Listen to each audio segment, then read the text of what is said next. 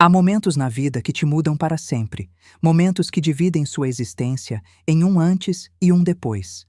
Para mim, esse momento chegou num corredor frio de hospital, sob luzes fluorescentes que piscavam enquanto enfermeiras passavam apressadas sem me olhar. Naquela noite no hospital, entendi que as palavras mais dolorosas não são as que gritam, são as que sussurram com frieza na frente de estranhos que abaixam o olhar incomodados, fingindo não ter escutado nada. Mãe, minha esposa só quer família aqui. A voz do meu filho soou distante, como se viesse de muito longe, embora ele estivesse parado a apenas 1 metro de distância. Busquei seus olhos, esses olhos que eu havia visto abrir pela primeira vez há 30 anos, esses olhos que me olhavam com adoração quando ele era criança, esses olhos que agora desviavam dos meus como se ele tivesse vergonha de me ver. E então, enquanto eu buscava algum sinal de arrependimento, algum vestígio do filho que eu conhecia, Felipe completou a frase que me partiu ao meio: "Não insista, ela nunca gostou de você." O mundo parou. As vozes do hospital se tornaram um murmúrio distante. Os passos das pessoas se converteram em ecos, e eu fiquei ali parada naquele corredor, sentindo como algo dentro de mim se quebrava sem fazer ruído. Mas antes de eu continuar, verifique se você já se inscreveu no canal, deixe seu like. E me conte nos comentários de onde você está ouvindo minha história. Quero muito saber até onde ela já chegou. 8 horas de estrada. 8 horas sentada num ônibus velho que cheirava a diesel e comida rançosa. 8 horas olhando pela janela embaçada, vendo passar cidades, montanhas, rodovias intermináveis, enquanto imaginava esse momento, o momento em que conheceria meu neto. Havia planejado cada detalhe na minha mente durante toda a viagem. Imaginei como seria segurá-lo pela primeira vez, como cheiraria sua cabecinha, como se sentiria sua pele macia contra minha bochecha. Imaginei os olhos de Felipe brilhando de emoção ao me apresentar seu filho. Imaginei Patrícia cansada, mas feliz, me deixando ajudá-la. Imaginei tantas coisas, mas nunca imaginei isto. Nunca imaginei que meu próprio filho me olharia como se eu fosse uma intrusa, como se eu fosse um problema a resolver, como se minha presença, depois de 8 horas de viagem, depois de toda uma vida de sacrifícios, fosse um incômodo. O primeiro choro do meu neto que escutei veio de trás de uma porta fechada, um choro pequeno, frágil, lindo, e eu estava do outro lado como uma estranha que não deixam entrar. Pensei em todas as vezes que Felipe chorou de bebê, em como eu o ninava durante horas na madrugada, caminhando descalça pela casa fria, cantando canções que inventava, prometendo que tudo ficaria bem, em como seu pai dormia profundamente, enquanto eu segurava nosso filho contra meu peito, sentindo como seus choros se convertiam em suspiros e seus suspiros em sono. Pensei nas noites de febre, nas corridas ao hospital, nos medos que só uma mãe conhece. E agora esse mesmo filho, esse homem que eu havia segurado quando o mundo lhe dava medo, estava me dizendo que eu não era bem-vinda no momento mais importante da sua vida. Me chamo Carmen Silva, tenho 58 anos. Nasci em Belo Horizonte, numa casa com quintal grande e pés de manga. Cresci ajudando minha mãe na cozinha, aprendendo a fazer pão de queijo na mão, escutando seus conselhos sobre a vida e o amor. Me casei jovem, aos 22 anos, com um homem bom, trabalhador, de poucas palavras, mas de coração firme. Tivemos Felipe quando eu tinha 28 anos, e desde esse dia, minha vida inteira girou ao redor desse menino. Quando meu marido morreu, Felipe tinha 15 anos, um infarto fulminante, numa terça-feira qualquer. Ele se foi sem se despedir, como quem fecha uma porta sem fazer barulho, e ali ficamos, Felipe e eu, tentando entender como seguir adiante sem ele. Vendi o negócio. Trabalhei no que pude. Limpei consultórios odontológicos de madrugada com as mãos cheirando a cloro e desinfetante. Atendi recepção pelas tardes.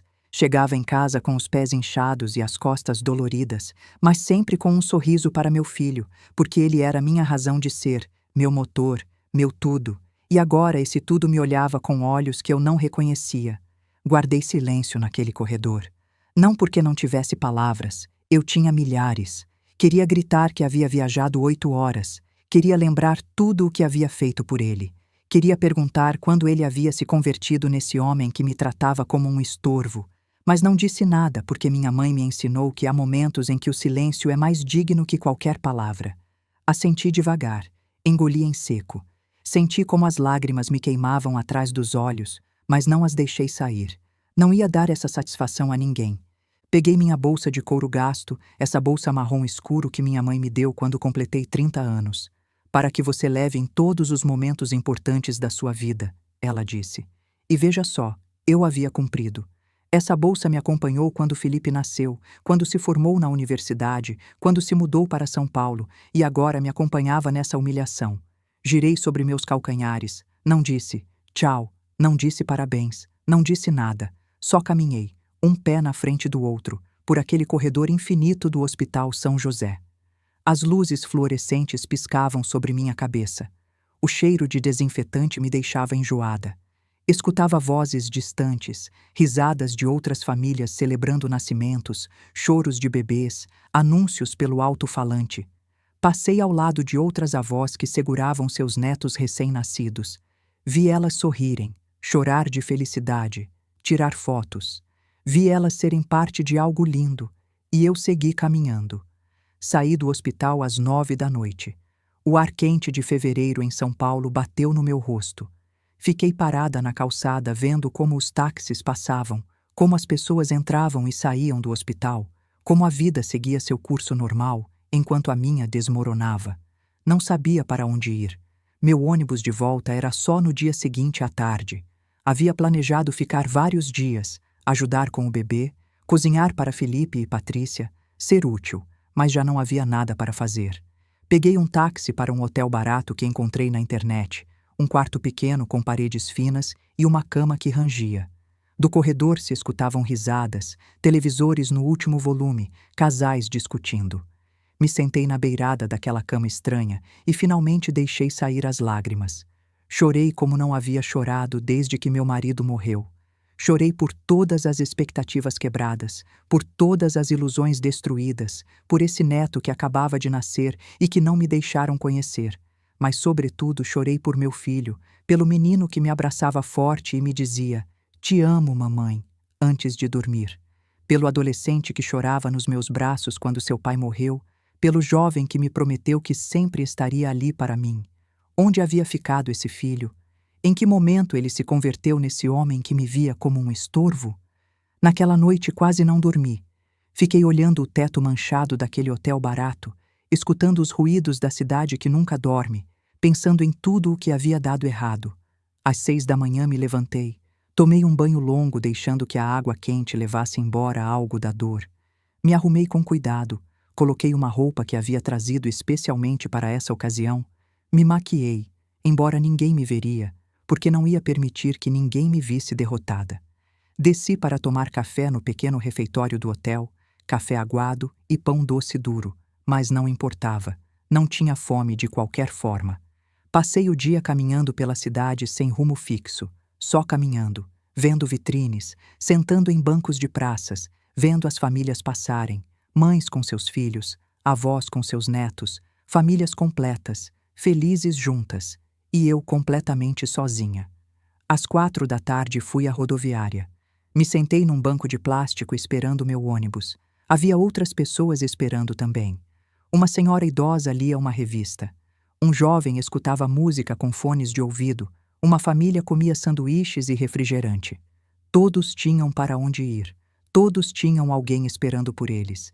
E eu só tinha uma casa vazia em Belo Horizonte.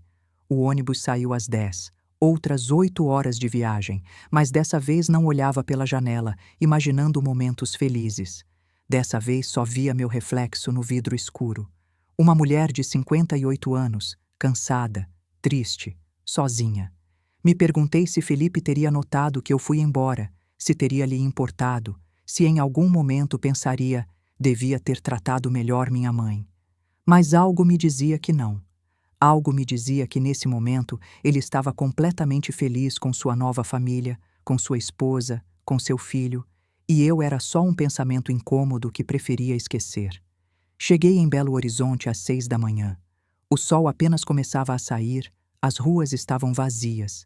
Peguei um táxi para minha casa. Quando abri a porta, tudo estava exatamente como havia deixado. A xícara de café que não lavei antes de ir, o jornal do dia anterior, o silêncio, esse silêncio que antes era paz e agora era solidão. Deixei minha mala no chão, pendurei minha bolsa de couro no gancho da porta, fiz um café e me sentei na mesa da cozinha.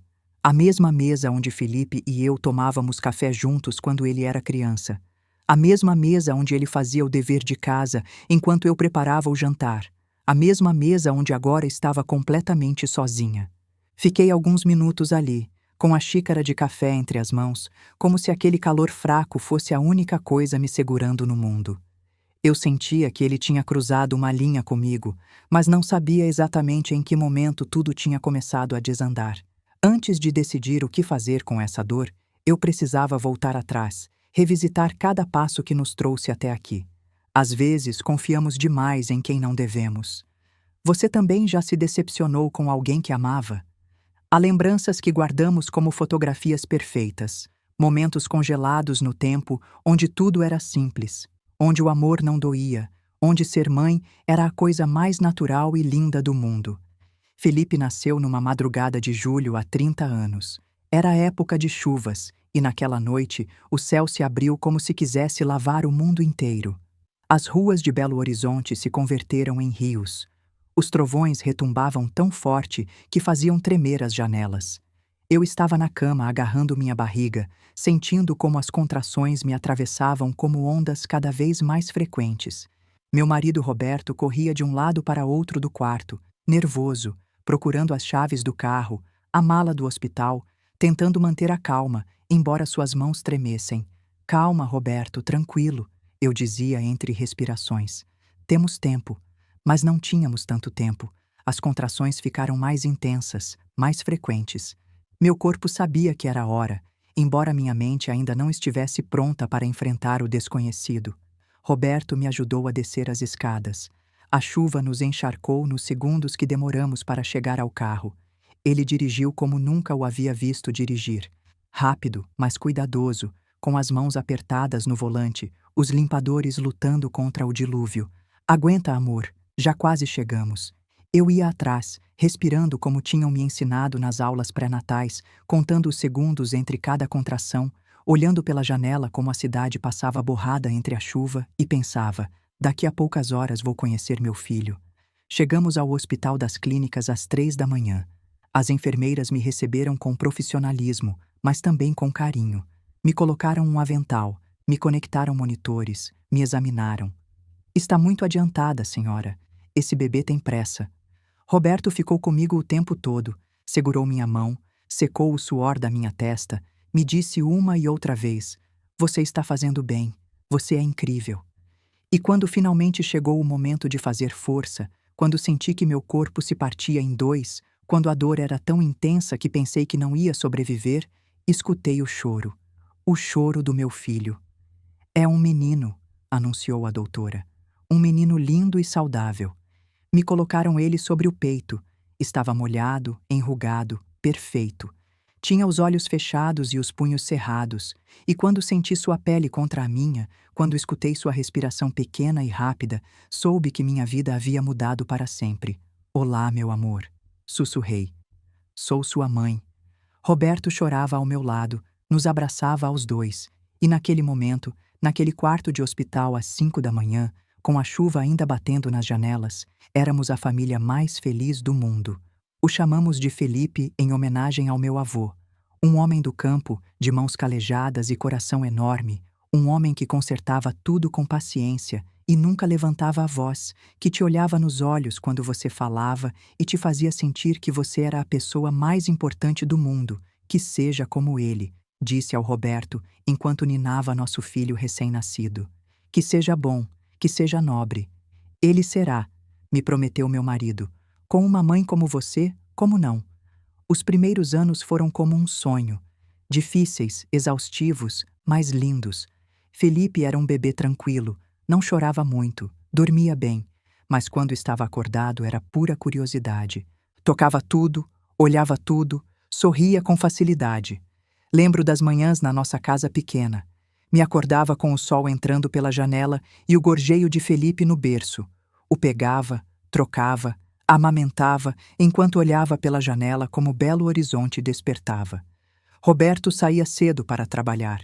Tinha uma loja de ferragens no centro da cidade, um negócio modesto, mas estável. Saía às 6 da manhã e voltava às 7 da noite cansado, mas sempre com um sorriso para seu filho. Eu ficava em casa com Felipe. Naquela época não trabalhava fora. Éramos uma família tradicional. Roberto provia, eu cuidava do lar. E não me incomodava. Adorava. Adorava ver meu filho crescer, ver como aprendia a sentar, a engatinhar, a andar. Adorava escutá-lo balbuciar suas primeiras palavras. Mamãe, foi a primeira. Claro que foi a primeira, porque eu era quem estava sempre ali. Quando Felipe completou 2 anos, começou a me ajudar na cozinha. Bom, ajudar é muito dizer. Mas fazia bagunça. Ficava num banquinho ao lado do fogão e mexia o que quer que eu estivesse cozinhando. Derrubava farinha, passava massa no rosto, ria. E eu ria com ele. Fazíamos pão de queijo juntos. Eu ensinava a amassar. Suas mãozinhas pequenas tentavam copiar meus movimentos. Os pães de queijo saíam tortos, grossos, mas os cozinhávamos de qualquer forma e os comíamos juntos, rindo de quão imperfeitos eram. Quando você crescer, eu dizia, vai fazer os melhores pães de queijo de Belo Horizonte. Iguais aos seus, mamãe. Melhores que os meus. A casa cheirava sempre a baunilha e canela, a café recém-feito, a comida caseira, a lar. Os domingos íamos ao parque, Roberto, Felipe e eu. Levávamos uma manta velha e sentávamos debaixo das árvores. Felipe corria na grama, perseguia pombas, subia nos brinquedos. Roberto e eu olhávamos da manta, de mãos dadas, sentindo que tínhamos tudo o que precisávamos. Somos sortudos, me dizia Roberto. Somos, eu respondia, e éramos. Felipe foi crescendo de bebê a criança, de criança a pré-adolescente. Cada etapa trazia seus desafios, mas também suas alegrias. Quando entrou na escola primária, eu era daquelas mães que nunca faltavam às reuniões, que faziam bolos para as quermesses, que ajudavam com as fantasias dos festivais, que conheciam todas as professoras pelo nome. Felipe era bom aluno, não o melhor da classe, mas aplicado, responsável. Fazíamos o dever juntos na mesa da cozinha. Eu explicava matemática, embora às vezes não entendesse bem. Ele me lia suas redações de português, histórias sobre super-heróis, sobre dinossauros, sobre aventuras no espaço. Vai ser escritor? Eu dizia, não, mãe, vou ser engenheiro. Como o tio. Meu irmão era engenheiro civil. Felipe o admirava. Cada vez que meu irmão vinha nos visitar, Felipe o bombardeava com perguntas. Como se constroem as pontes? Por que os prédios não caem? Como funciona isso? Como funciona aquilo? E meu irmão, paciente, explicava tudo. Esse menino vai longe, me dizia. E eu acreditava. Os anos passaram rápido, rápido demais. Um dia Felipe tinha 5 anos e cabia nos meus braços, e de repente tinha 15, e era mais alto que eu. Foi nesses anos quando Roberto ficou doente. Não, não ficou doente. Morreu. Assim, sem aviso, sem despedidas. Era uma terça-feira de outubro. Lembro do dia perfeitamente porque era um dia normal, completamente normal. Tomamos café juntos. Roberto foi trabalhar como sempre. Me deu um beijo na testa. Nos vemos de noite, amor. Mas não nos vimos de noite. Às 3 da tarde recebi uma ligação. Era da loja. Senhora Carmen, precisa vir ao hospital. Roberto. O que aconteceu? Teve um infarto. Está no Hospital das Clínicas. O mundo parou. Cheguei ao hospital correndo. Felipe vinha comigo. Havia ido buscá-lo na escola. Tinha 15 anos. Ainda não entendia bem o que estava acontecendo. Um médico saiu para falar conosco. Um homem jovem com olhos cansados. Sinto muito. Fizemos tudo o possível. O quê? Seu marido faleceu há 20 minutos. O infarto foi massivo. Não sofreu. Felipe me agarrou do braço. Mãe, não soube o que dizer. Não sabia como dizer que seu pai havia se ido, que nunca mais íamos vê-lo, que nossa família de 3 agora era uma família de 2. Nos deixaram vê-lo. Estava numa maca. Parecia dormindo, tranquilo, como se a qualquer momento fosse abrir os olhos e dizer: o que aconteceu? Por que estão chorando? Mas não fez. Felipe se aproximou devagar, tocou sua mão. Pai. Silêncio.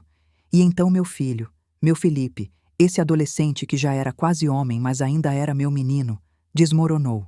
Chorou como não o havia visto chorar desde que era bebê. Um choro dilacerante, um choro de alguém que acaba de perder seu mundo. O abracei, o segurei, chorei com ele, e naquele momento soube que tudo havia mudado. Os dias seguintes foram uma neblina. O funeral, as pessoas vindo dar os pêsames, as decisões que havia que tomar, o dinheiro que não tínhamos, o negócio que havia que fechar. Tudo desmoronou tão rápido. Vendi a loja de ferragens, não tinha opção, não sabia como administrá-la e precisávamos do dinheiro para sobreviver. Com esse dinheiro paguei as dívidas de Roberto, o funeral, as contas atrasadas. E guardei o que sobrou para a educação de Felipe, porque meu filho ia estudar, ainda que eu tivesse que me matar trabalhando, meu filho ia ter uma carreira. Comecei a trabalhar no que pude. Uma clínica odontológica precisava de alguém para limpar os consultórios. Me pagavam pouco, mas era algo. Entrava às 5 da manhã, limpava pisos, banheiros, janelas. Tudo cheirava a cloro e desinfetante. Minhas mãos ficaram ásperas, minhas costas começaram a doer, mas não importava. Às 2 da tarde saía de lá e ia direto trabalhar na recepção de outra clínica. Atendia telefones, agendava consultas, sorria para os pacientes, embora estivesse morta de cansaço.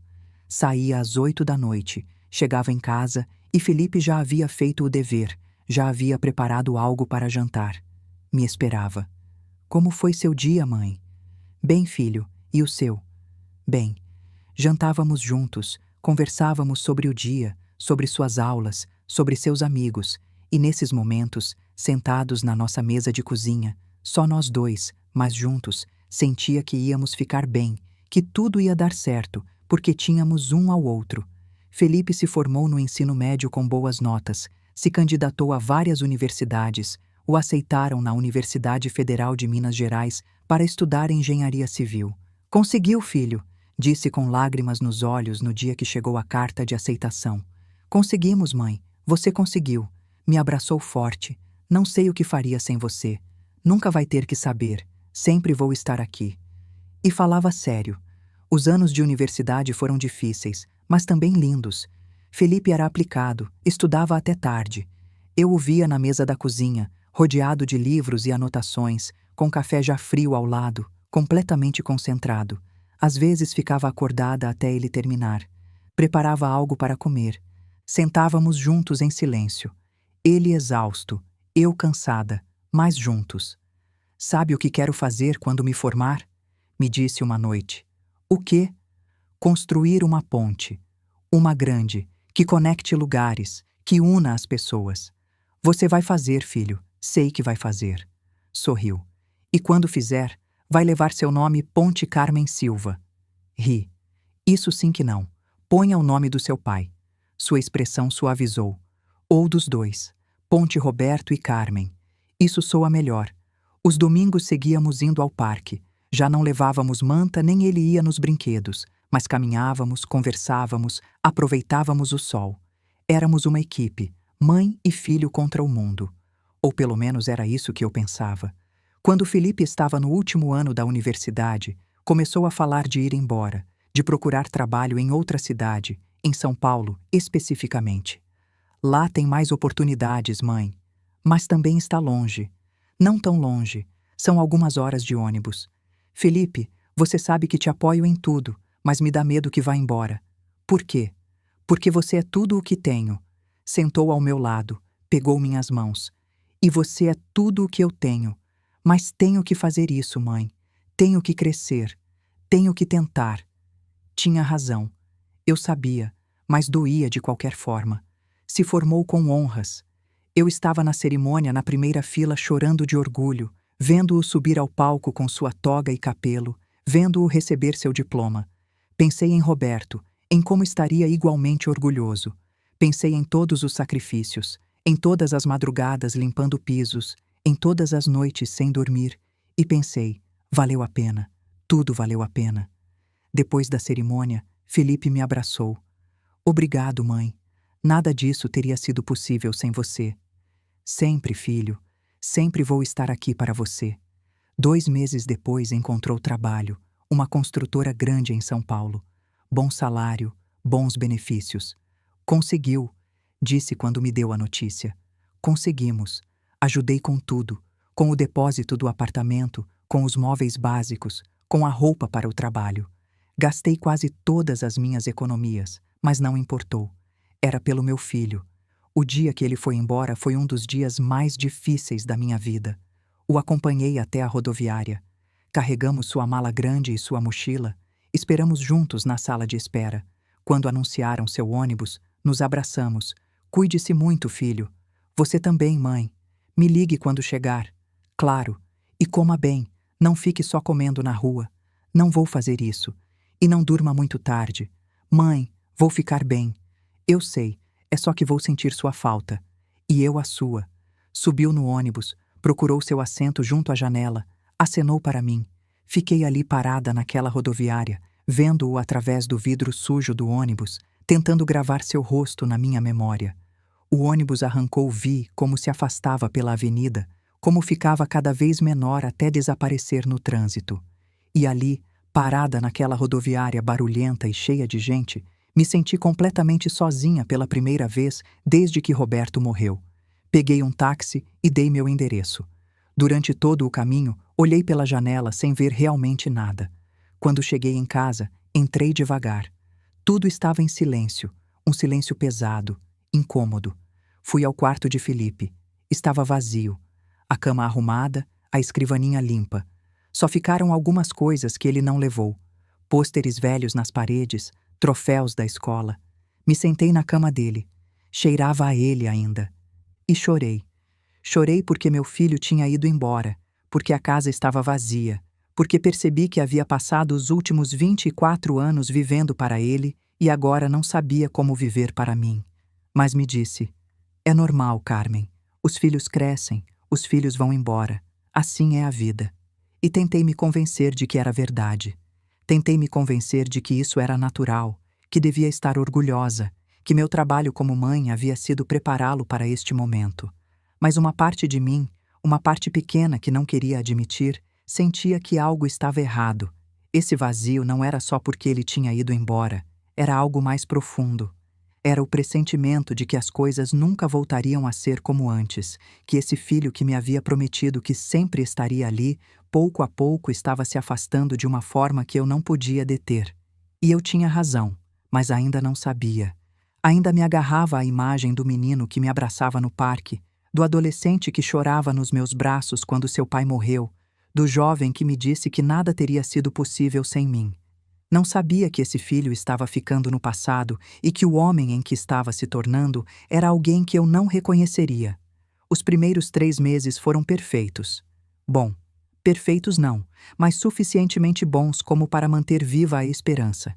Felipe me ligava todos os dias, todas as noites para ser exata, às 9 em ponto, depois de chegar do trabalho, depois de jantar, antes de dormir. Meu telefone tocava e eu, não importava o que estivesse fazendo, atendia imediatamente. Filho, oi mãe, como foi seu dia? E conversávamos sobre tudo, sobre nada, sobre seu trabalho na construtora, sobre os projetos em que estava trabalhando, sobre seus colegas, sobre a cidade enorme que ainda o intimidava um pouco. É tão grande, mãe. Tem tanta gente, tantos carros, tanto barulho. Você gosta? Sim, é emocionante, mas também cansativo. Às vezes sinto falta da tranquilidade de Belo Horizonte. Sempre pode voltar, filho. Aqui está sua casa. Eu sei, mãe. Obrigado. Eu contava do meu dia também, do trabalho na clínica da Rosa, minha amiga de toda a vida, que seguia perguntando por ele, do clima, das notícias do bairro. Conversas simples, ordinárias, mas para mim significavam o mundo porque significavam que seguíamos conectados, que a distância física não havia rompido nosso vínculo. Os fins de semana eram mais difíceis. As horas se esticavam intermináveis. Me levantava no sábado de manhã e a casa estava em silêncio. Um silêncio que antes Felipe enchia com sua música, com seus passos, com sua voz. Tentei preencher esse vazio com atividades. Limpava a casa de cima a baixo, embora já estivesse limpa. Cozinhava embora fosse só para mim. Via televisão sem realmente prestar atenção. Rosa vinha me visitar quase todos os domingos. Ai, Carmen, Você precisa sair mais, conhecer gente. Não pode ficar aqui trancada esperando que Felipe ligue. Não estou trancada e não estou esperando que ligue. Só estou aproveitando minha tranquilidade. Tranquilidade? Rosa bufou. Isso não é tranquilidade, é solidão. Talvez ela tivesse razão, mas eu não estava pronta para admitir. A primeira mudança sutil chegou no 4º mês. Numa terça-feira, Felipe não ligou às 9. Esperei até às 9h30. Nada. Às 10 mandei uma mensagem. Tudo bem, filho? Respondeu 1 hora depois. Sim, mãe. Desculpa, perdi a noção do tempo. Sem problema. Quer conversar? Estou muito cansado. Conversamos amanhã? Claro, filho. Descanse. No dia seguinte, sim, ligou, mas a conversa foi mais curta. 15 minutos em vez de 1 hora. Desculpa, mãe. Tenho que terminar umas coisas do trabalho. Tudo bem, filho. Não se preocupe.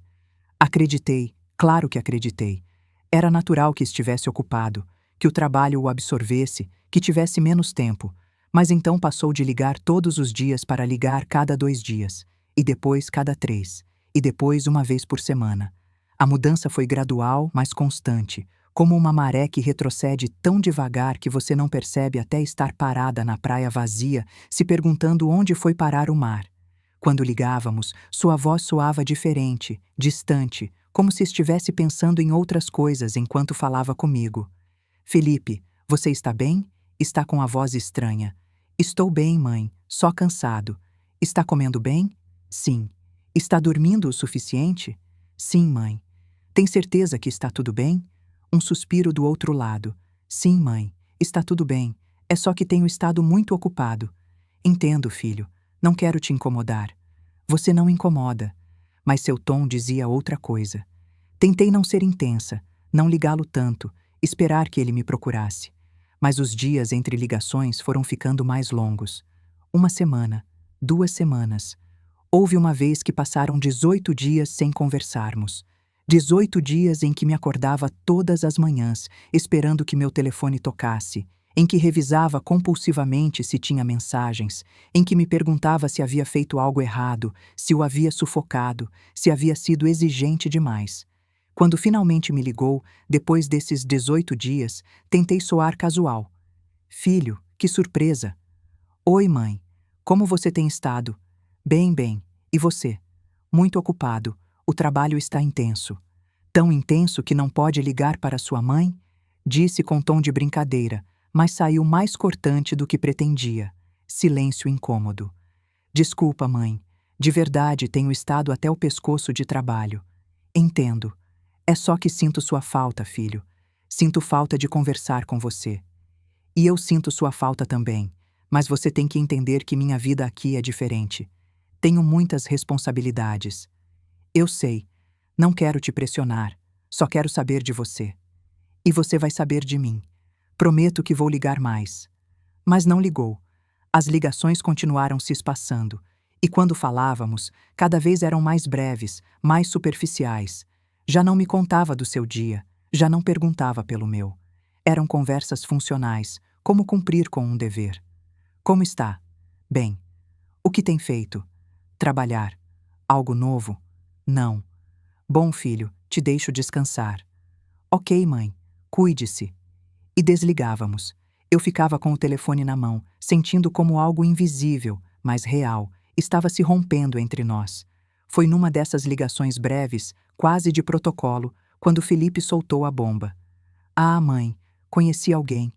Meu coração deu um pulo, não de alarme, de ilusão. Uma namorada. Meu filho tinha uma namorada. Sério, filho? Que legal. Me conta tudo. Pela primeira vez em semanas escutei emoção genuína na sua voz. Se chama Patrícia, é arquiteta, trabalha na mesma construtora. Que bom, filho. E como ela é? É incrível, mãe. É inteligente, talentosa, linda. Tem 28 anos. Se formou na USP. 28 anos. Felipe tinha 24.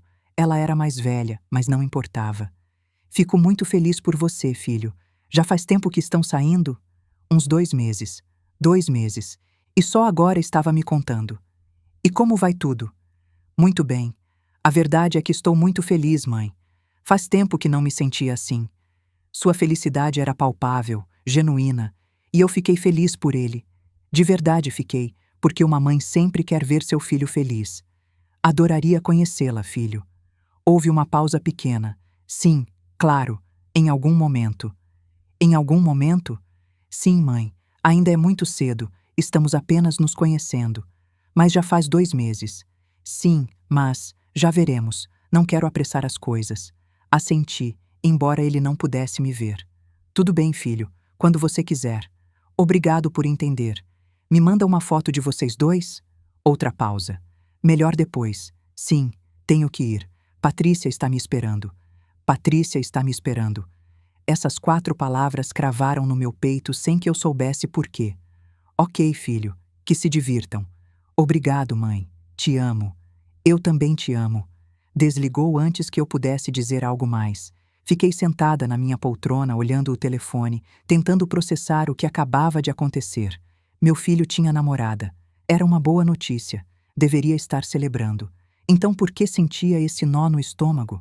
Tentei me convencer de que eram só nervos de mãe, que era natural me preocupar, que qualquer mãe sente algo quando seu filho começa um relacionamento sério. Mas era algo mais que isso.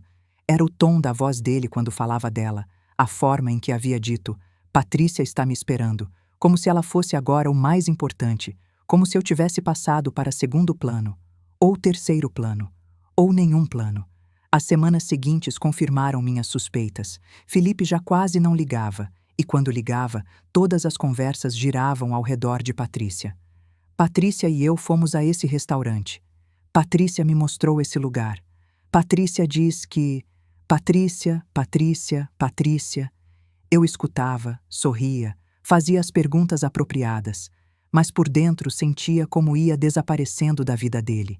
Mandava mensagens e ele demorava horas para responder, às vezes dias. Desculpa, mãe, tenho estado com Patrícia. Tentei conhecê-la através do pouco que Felipe compartilhava. Pelo que entendi, vinha de uma família abastada de São Paulo. Seu pai era arquiteto também. Sua mãe era professora universitária. Tinha uma irmã menor que estudava medicina. Uma família diferente da nossa. Uma família com dinheiro, com educação universitária de gerações, com conexões. Não como nós. Uma família de Belo Horizonte, de classe média que virou baixa quando Roberto morreu. Uma mãe que limpava pisos e um filho que havia estudado com bolsas. Me perguntei o que Patrícia pensaria de nós, de mim. Tentei não pensar assim, não criar histórias na minha cabeça, mas era difícil quando Felipe cada vez compartilhava menos comigo. Um dia, enquanto conversávamos por telefone, escutei uma voz de mulher ao fundo. Felipe, vem? Já vou, amor. Amor. Está Patrícia aí? Perguntei. Sim, mãe, está aqui no apartamento. Ah, não sabia que moravam juntos. Silêncio. Não moramos juntos, só veio me visitar. Entendo. Outro silêncio incômodo. Mãe, tenho que te deixar. Patrícia e eu vamos sair. Claro, filho. Se divirtam. Obrigado. Te ligo depois. Mas depois virou uma promessa vazia. Os meses passaram. Felipe cada vez mais evasivo, mais distante, mais ausente. Para meu aniversário número 57, ele não veio. Mandou flores pelo correio, rosas amarelas, 12 rosas, uma por cada mês que levávamos sem nos ver. O cartão dizia: Feliz aniversário, mãe. Desculpa por não poder estar aí, Patrícia, e eu temos muito trabalho. Te amo muito. Felipe. Fiquei olhando essas flores durante horas. Eram bonitas, caras provavelmente, mas estavam frias. Não havia calor nelas, não havia presença. Eram só um lembrete de que meu filho estava a centenas de quilômetros de distância, ocupado demais com sua nova vida para vir ver sua mãe no aniversário. Rosa organizou um almoço na minha casa. Convidou algumas amigas do bairro. Fizemos feijoada, cantamos parabéns, comemos bolo. Todo mundo perguntou por Felipe. Não veio seu filho? Não pôde.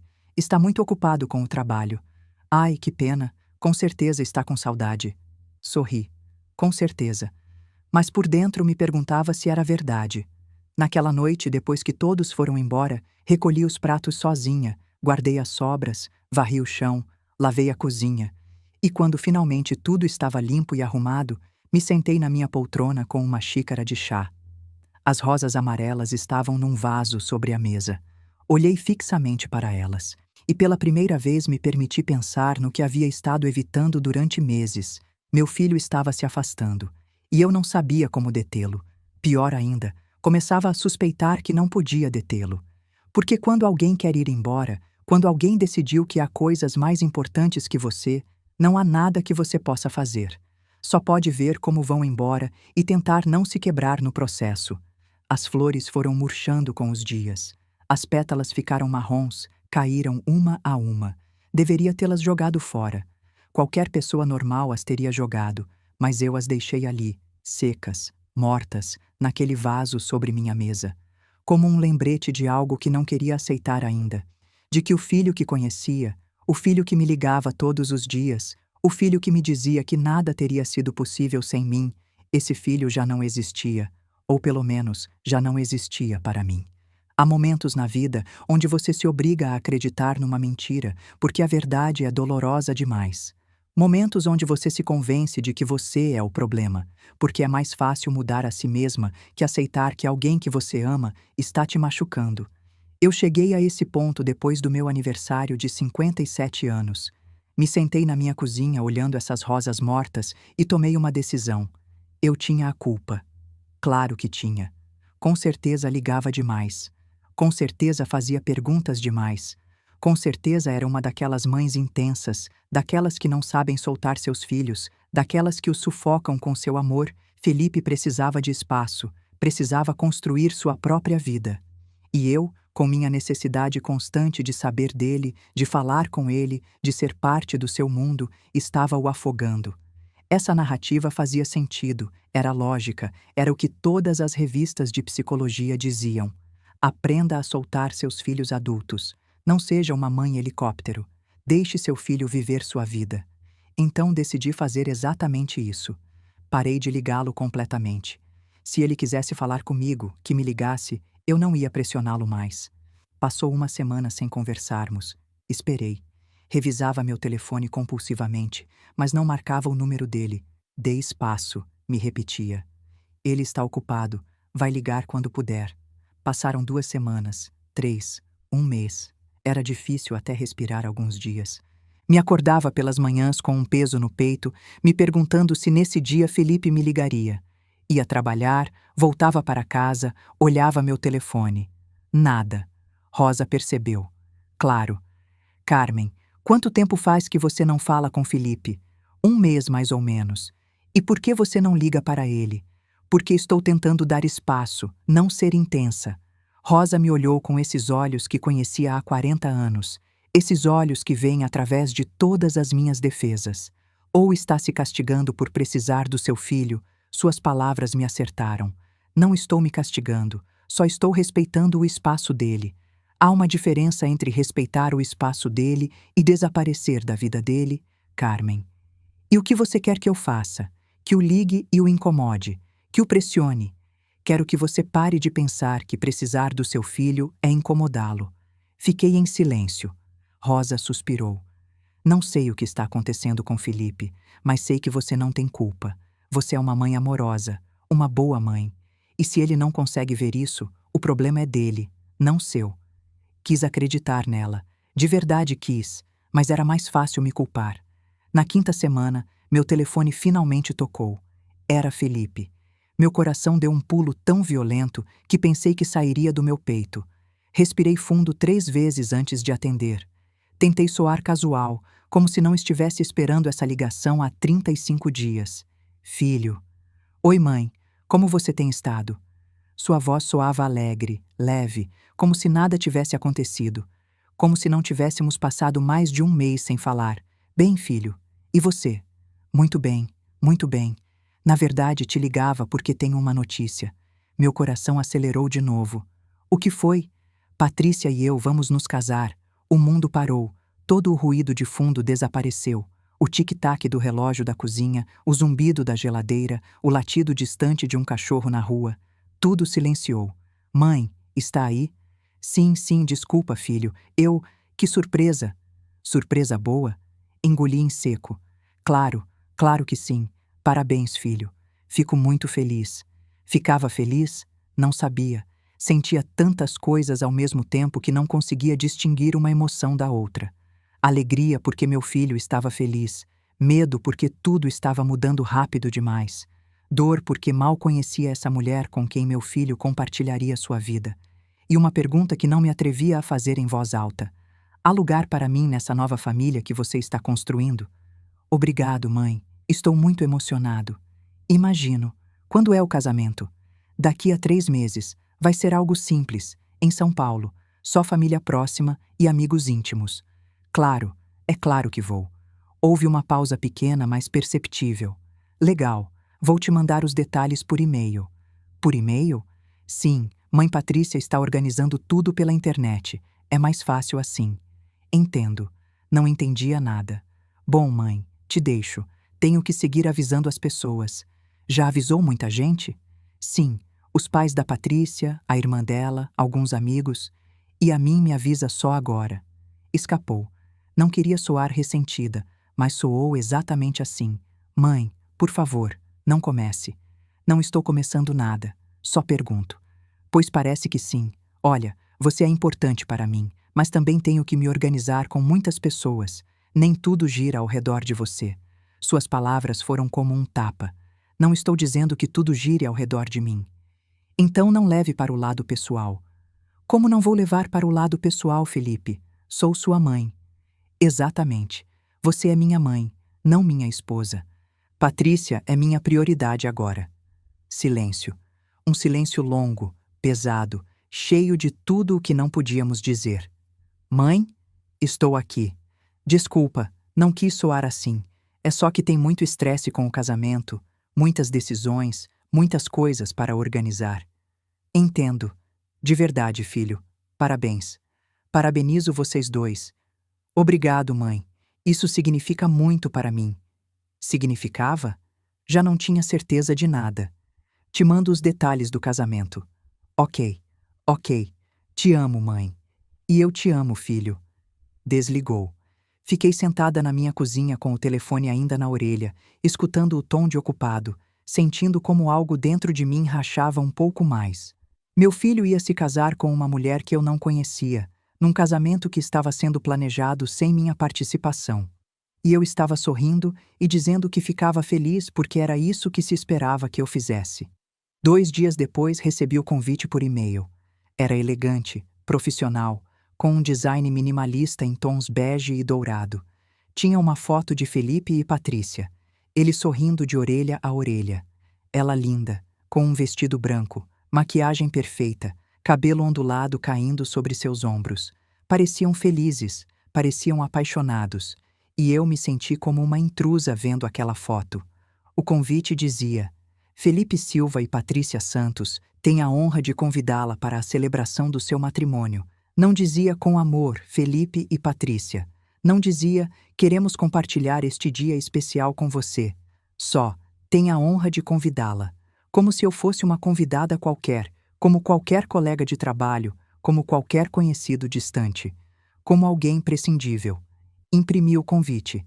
Não sei por quê. Talvez porque precisasse vê-lo em papel para que parecesse real. Coloquei no refrigerador com um ímã. Durante os dias seguintes, olhei cada vez que passava pela cozinha, e cada vez sentia o mesmo nó no estômago. Uma semana depois, armando-me de coragem, liguei para Felipe. Filho? Fala, mãe. Recebi o convite. Ah, que bom. O que achou? Muito bonito.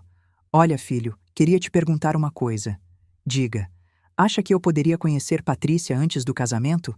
Não sei. Talvez possamos tomar um café ou almoçar juntas. Oh. Silêncio do outro lado. É que está complicado, mãe. Complicado? Sim, Patrícia e eu estamos organizando tudo. Andamos correndo de um lado para outro, provando bolos, vendo flores, conversando com o fotógrafo. É um caos. Entendo, mas pensei que justamente por isso eu poderia ajudar. Sou sua mãe. Adoraria participar. Sim, mas Patrícia tem ideias muito claras de como quer que seja tudo, e a mãe dela está ajudando com a organização. Sabe como são as noivas? Querem que tudo seja perfeito. A mãe de Patrícia está ajudando, mas eu não entendo. Vai ter tempo depois do casamento para que se conheçam melhor, não acha? Quando as coisas se acalmarem. Suponho. Perfeito. Então nos vemos no casamento. Felipe. Sim? Posso pelo menos falar com ela por telefone? Me apresentar? Parabenizá-la? Outra pausa incômoda. Deixa eu perguntar para ela. Sim, ela também está muito estressada. Não quero pressioná-la. Pressioná-la.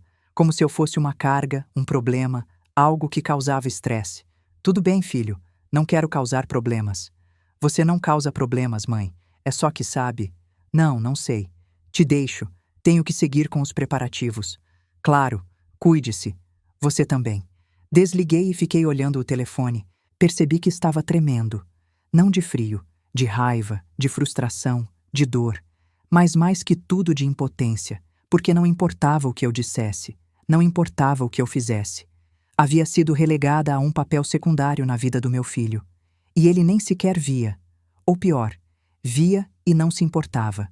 Os dias se converteram em semanas, as semanas em meses. Durante esse tempo, Felipe me ligou 3 vezes. Conversas breves, sempre com pressa, sempre com uma desculpa para desligar rápido. Eu engolia minhas perguntas, minha vontade de saber mais, minha necessidade de estar envolvida, porque não queria ser a mãe intensa, a mãe problemática. Queria ser compreensiva, paciente, respeitosa, mesmo que estivesse me matando por dentro. Rosa me convidava para sair, ao cinema, a caminhar, a comer, tentando me tirar de casa, da espiral de pensamentos em que estava me afundando. Carmen, você não pode seguir assim. Assim como? Esperando, engolindo tudo, fingindo que está bem quando claramente não está. Estou bem. Não, não está. E está tudo bem não estar. O que não está bem é que você siga fingindo. Mas fingir era mais fácil que enfrentar a verdade. E a verdade era dolorosa demais. 2 semanas antes do casamento, decidi que precisava comprar algo para vestir. Não podia chegar ao casamento do meu filho com qualquer coisa. Tinha que estar bem, apresentável. Fui a um shopping, entrei em várias lojas, provei vestidos, blusas, saias. Nada me agradava. Ou melhor dizendo, nada me fazia sentir como queria me sentir. Queria me sentir importante, valorizada, como a mãe do noivo. Mas cada vestido que provava me fazia sentir invisível. Finalmente comprei uma roupa elegante, mas não chamativa, apropriada para um casamento, apropriada para uma convidada a mais.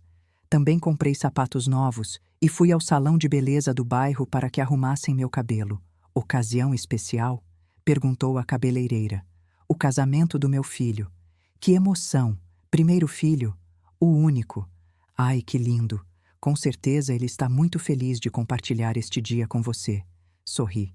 Com certeza. Mentira. Tudo era mentira.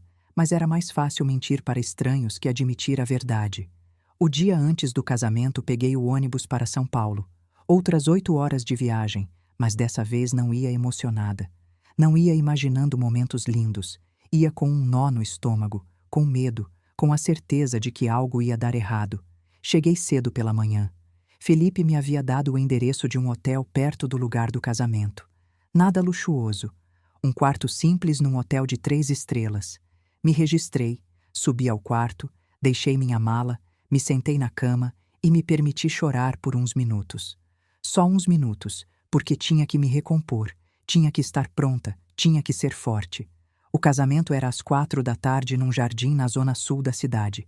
Cheguei às 3. Não queria chegar atrasada, mas também não queria ser a primeira. Quando cheguei, já havia gente. Garçons acomodando as últimas coisas, músicos preparando seus instrumentos, flores por todos os lados. Era lindo, simples, elegante. E eu estava ali parada na entrada, me sentindo completamente fora de lugar. Vi Patrícia ao longe.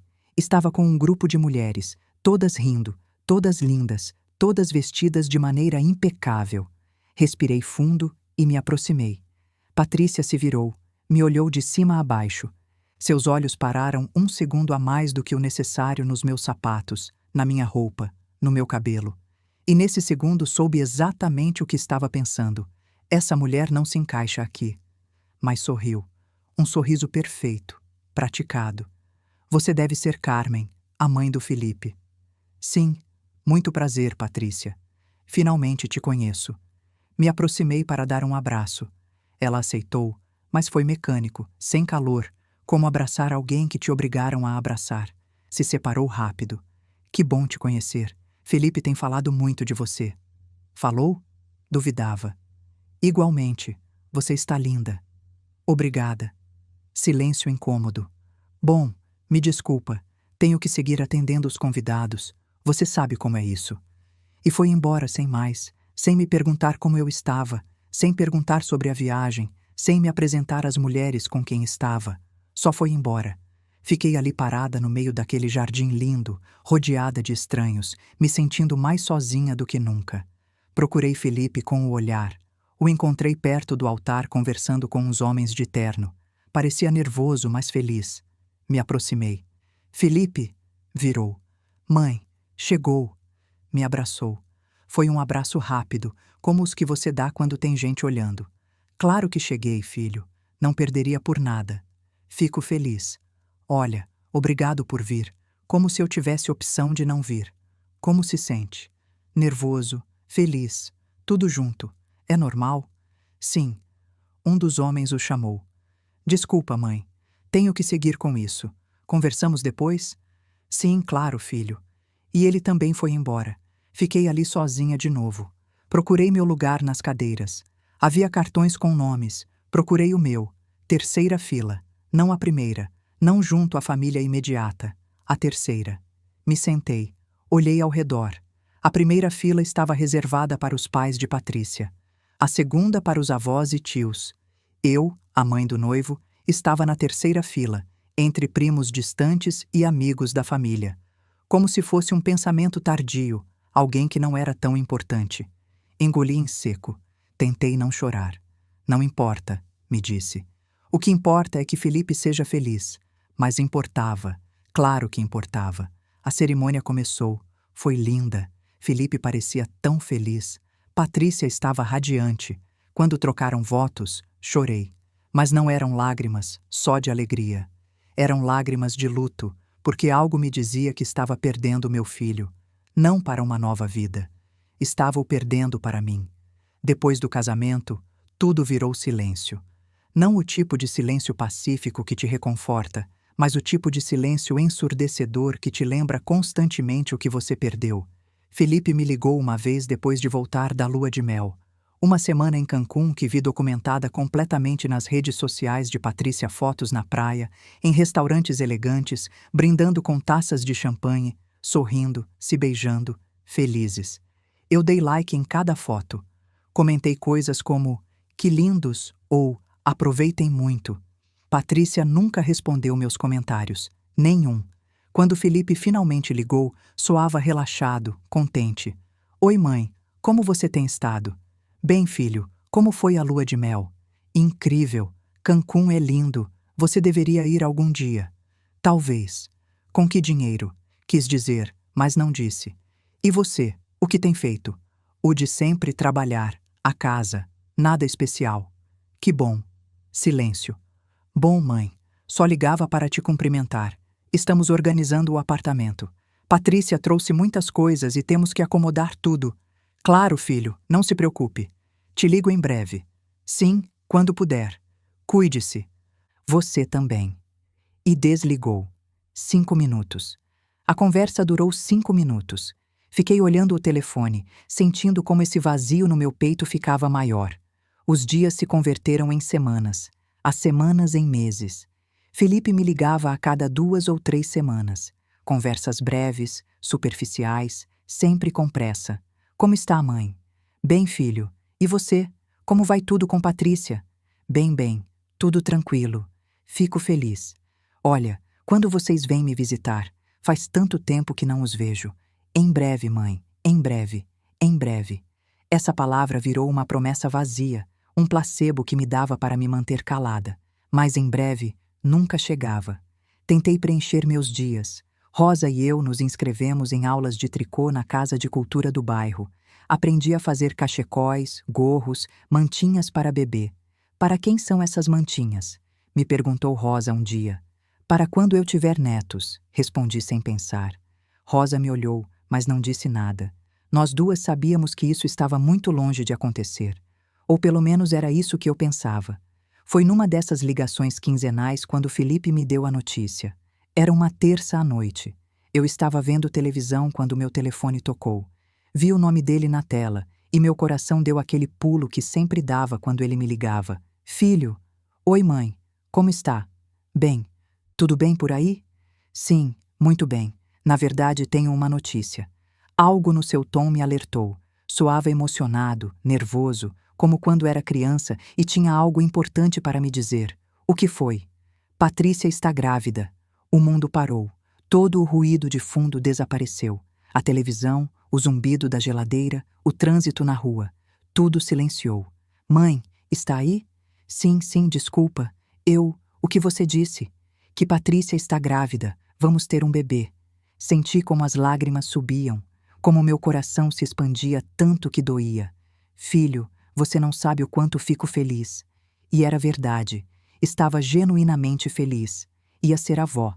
Depois de tantos anos cuidando de Felipe, depois de todos os sacrifícios, depois de toda a dor, ia ter um neto. De quantos meses ela está? 3 meses. 3 meses. E só agora estava me dizendo. Por que não me disse antes? Queríamos esperar. Sabe, por precaução, os primeiros 3 meses são os mais delicados. Entendo. Mas não entendia por que havia contado para outras pessoas antes de mim, porque estava certa de que eu não era a primeira a saber. E como está Patrícia? Como se sente? Cansada. Mas bem, teve algumas náuseas, mas nada grave. Está emocionada. Imagino. Já sabem o que é? Ainda não vão nos dizer na próxima consulta. Que emoção, filho. Sim, mãe. Estou muito feliz. Assustado também, mas feliz. Pela primeira vez em meses, escutei calor genuíno na sua voz. Escutei o filho que conhecia, o menino que me procurava quando tinha medo, o jovem que compartilhava seus sonhos comigo. Você vai ser um pai maravilhoso, filho. Espero que sim. Eu sei. Silêncio confortável, desses que fazia tempo que não tínhamos. Olha, mãe. Sim? Obrigado por tudo, por sempre estar aí. Senti como as lágrimas finalmente transbordavam. Sempre, filho, sempre vou estar aqui para você. Eu sei. Conversamos um pouco mais. Me contou dos planos que tinham, do quarto do bebê que começariam a preparar, 2 nomes que estavam considerando. Quando desligamos, fiquei sentada na minha poltrona chorando, mas dessa vez eram lágrimas de felicidade, de esperança, de pensar que talvez, só talvez, as coisas estivessem mudando, que com a chegada desse bebê, Felipe me deixaria ser parte da vida dele de novo, que eu poderia ser a avó que sempre havia sonhado ser. Que ingênua fui.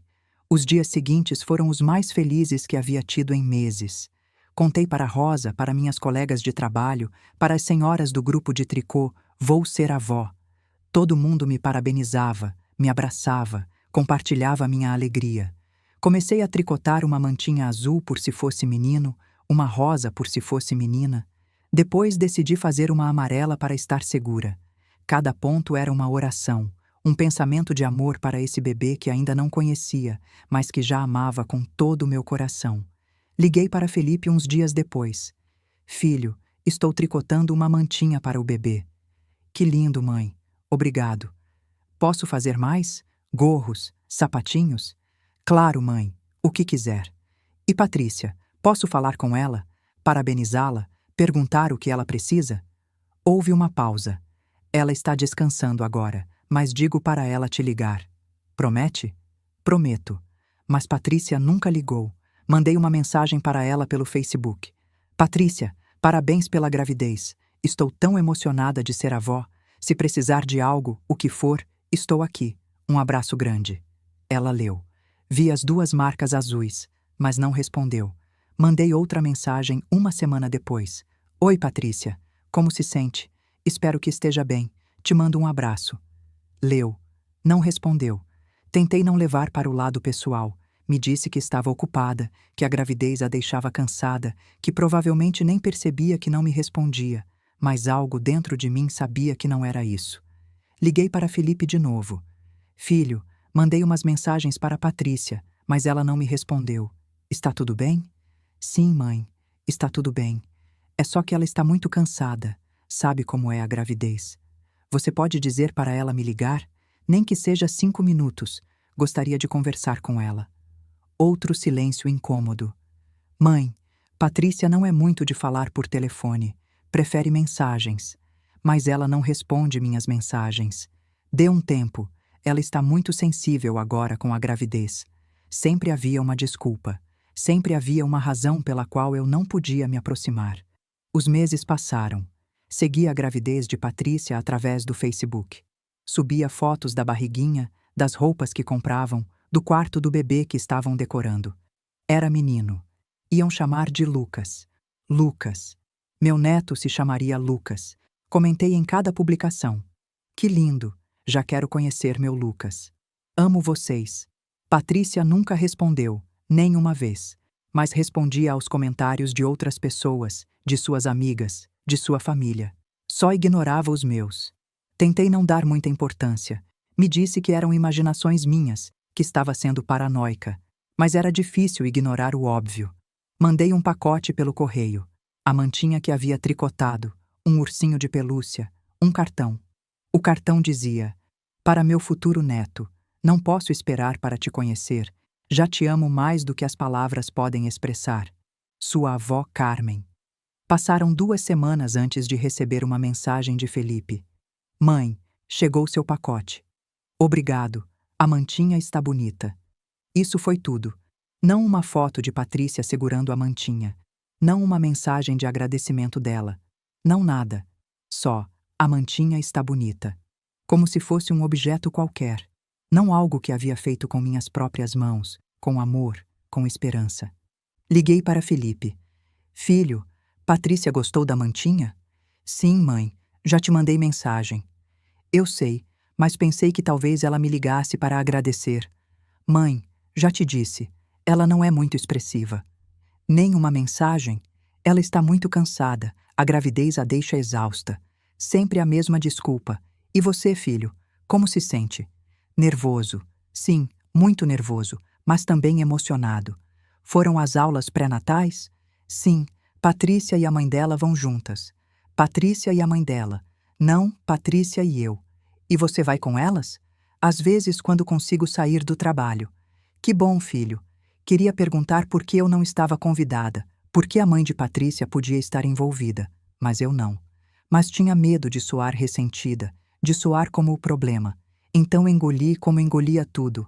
Olha, filho, queria te perguntar uma coisa. Diga, quando Lucas nascer, posso ir conhecê-lo?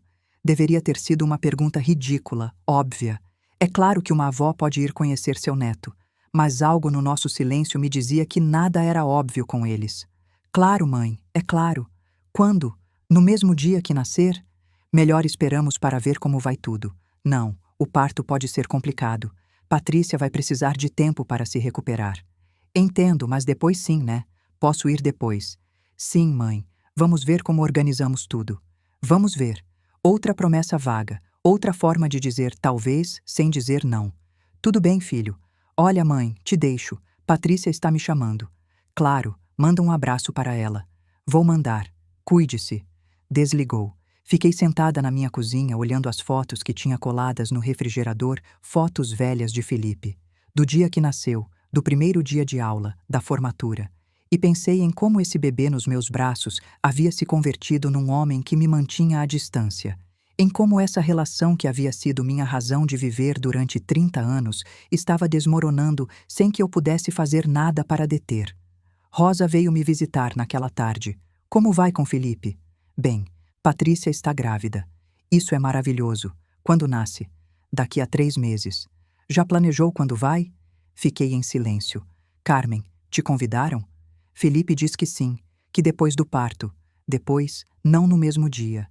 Diz que Patrícia vai precisar de tempo. Rosa me olhou com esses olhos que veem tudo. Carmen, o que está acontecendo realmente? E foi ali, sentada na minha cozinha com minha melhor amiga, quando finalmente disse em voz alta: acho que Patrícia não me quer perto. Por que pensa isso? Por que ignora minhas mensagens? Por que não me agradece as coisas que mando? Porque Felipe sempre tem uma desculpa para que eu não fale com ela. Porque a mãe de Patrícia está envolvida em tudo, mas eu não. As lágrimas começaram a cair. Porque sinto que estão me afastando do meu próprio neto antes que nasça. Rosa me abraçou. Ai, Carmen, Não sei o que fazer, Rosa. Tentei tudo. Fui paciente, dei espaço. Tentei não pressionar, mas nada funciona. Você falou disso com Felipe? Não posso. Se eu fizer, vou parecer a sogra problemática, a avó intensa, e então sim vão me afastar completamente. Mas você não pode ficar calada para sempre. E o que você quer que eu faça? Que exija? Que reclame? Já perdi meu filho. Não posso me arriscar a perder meu neto também. Rosa suspirou. Você não perdeu seu filho. Mas nós duas sabíamos que sim. Ou pelo menos havia perdido o filho que conhecia. Esse filho que me ligava todos os dias, que me incluía na sua vida, que me fazia sentir importante. Esse filho já não existia. E o homem em que havia se convertido me via como uma obrigação, como algo que tinha que administrar, como um problema a resolver.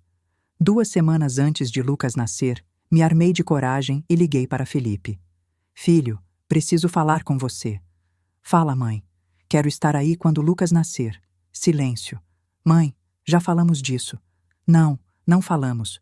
Você me disse que veríamos, mas preciso saber.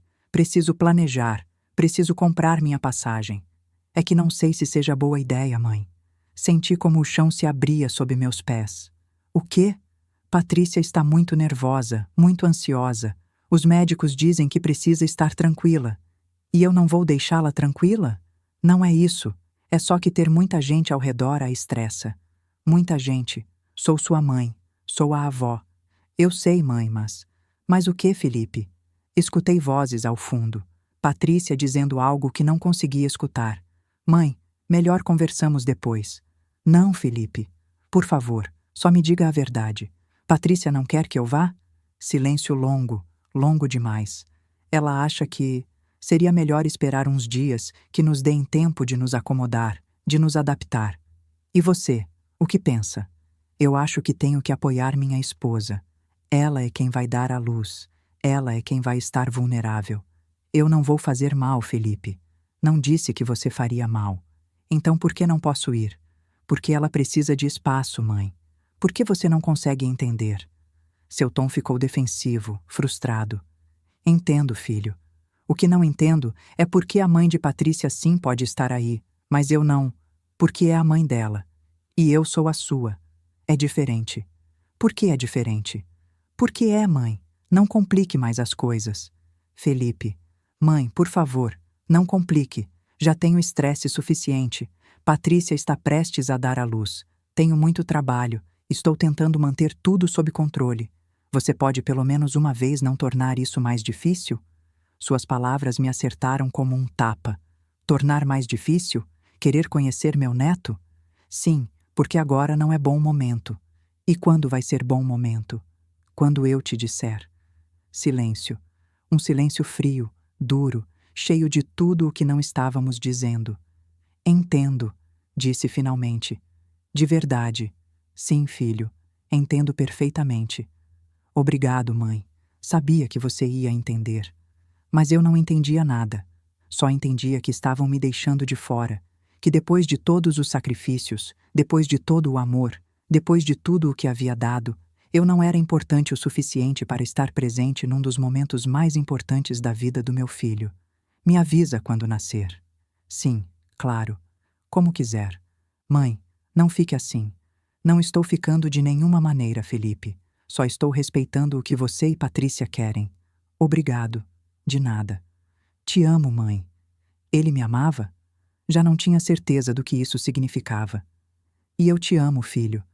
Desliguei antes de começar a chorar. Me sentei na minha poltrona e chorei como não havia chorado em meses. Chorei por esse neto que estava prestes a nascer e que talvez não conhecesse por semanas ou meses, ou nunca. Chorei por esse filho que tinha me deixado de fora. Chorei por essa relação que estava morrendo sem que eu pudesse salvá-la. E chorei por mim pela mulher que havia dado tudo e agora não tinha nada. E então chegou aquele dia. A quinta-feira em que tudo mudou. O dia em que Lucas nasceu e eu, movida por um impulso que não consegui controlar, comprei uma passagem de ônibus para São Paulo, viajei 8 horas com o coração cheio de esperança. Cheguei ao Hospital São José e lá, naquele corredor frio sob luzes fluorescentes, ouvi meu filho me dizer as palavras que me partiriam para sempre. Mãe, Minha esposa só quer família aqui. Não insista, ela nunca gostou de você. Fui mandada embora naquele dia, sem nem sequer tocar em Lucas. Voltei para Belo Horizonte com o coração despedaçado. Nos dias seguintes à minha volta de São Paulo, tentei me convencer de que havia sido apenas um mal-entendido, que Patrícia estava cansada do parto, que Felipe estava estressado, que logo as coisas melhorariam e eu poderia voltar para conhecer meu neto de verdade, não apenas ouvir seu choro atrás de uma porta. Mas então comecei a ver as fotos no Facebook. A primeira publicação apareceu 2 dias depois que voltei. Patrícia tinha criado um álbum inteiro. Primeiros dias com nosso amor. Foto após foto de Lucas dormindo, mamando, bocejando, sendo segurado por ela, por Felipe, por a mãe de Patrícia. Numa das fotos, a sogra de Felipe segurava Lucas com um sorriso radiante. A legenda dizia: "Com a vovó mais apaixonada do mundo. Obrigada por estar aqui desde o primeiro minuto, mãe." Desde o primeiro minuto. Ela havia estado lá, no parto, na sala, segurando Lucas enquanto eu esperava do outro lado da porta, vivendo tudo o que eu havia sonhado viver. E eu havia sido mandada embora sem sequer tocá-lo. Cada dia trazia novas fotos. Lucas no berço novo, Lucas com roupinhas que eu não conhecia, Lucas sendo banhado pela outra avó, Lucas nos braços dela sempre, e em nenhuma, absolutamente nenhuma foto, havia qualquer menção a mim. Comentei em algumas no início. "Meu neto lindo. Vovó te ama."